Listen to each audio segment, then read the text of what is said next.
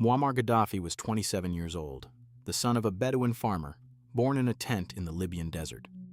On September 1, 1969, he led a group of roughly 100 junior army officers in a coup against King Idris, while the king was abroad receiving medical treatment. It took 2 hours. Not a single shot was fired. He named himself Colonel, chairman of the new Revolutionary Command Council, and never gave himself a higher rank for the rest of his 42 years in power. Think about that. A man who would go on to control an entire nation's oil wealth, its military, and its people, never once needed to call himself general. What followed was one of the strangest and most brutal reigns of the 20th century.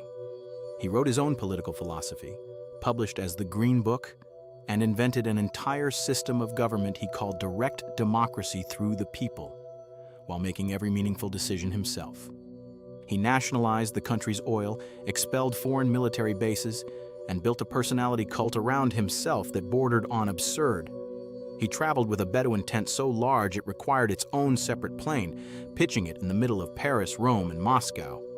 His personal security included an all-female unit, dozens of women who swore an oath of chastity and were trained as bodyguards, dressed in makeup and heels, carrying automatic weapons. But behind the eccentricity was something far darker.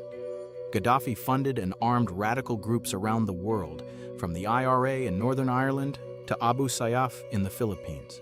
In 1988, a bomb linked to his government brought down Pan Am Flight 103 over Lockerbie, Scotland, killing 270 people.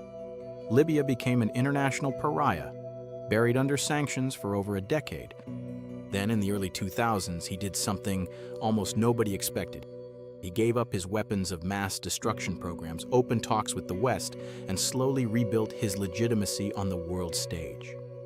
He addressed the United Nations in 2009. For a moment, it looked like the story might end there, with a dictator quietly rehabilitated. It did not. In February 2011, protests inspired by the Arab Spring reached Libya. Gaddafi called the protesters rats and ordered his forces to crush them by force. NATO intervened. Within months, rebel forces had reached Tripoli, and Gaddafi's 42-year grip on the country began to collapse in real time. He fled to his hometown of Sirte, and for weeks, nobody knew exactly where he was. On October 20th, 2011, fighters found him hiding inside a drainage pipe filled with rubbish, the same man who had once ruled unchallenged, discovered in a hole in the ground. One fighter reportedly said it back to his face. "You called us rats. Look where we found him." He was dragged out bleeding, thrown onto a truck, beaten and mocked by a crowd filming the entire thing on their phones.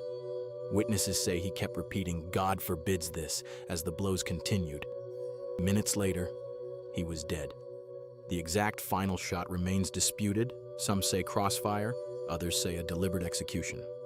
A man who once controlled Libya's oil, its military, and every law in the country ended his life the same way so many of his own victims did, at the mercy of people with no interest in mercy at all.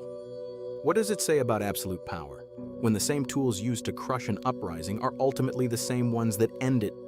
Drop your take below.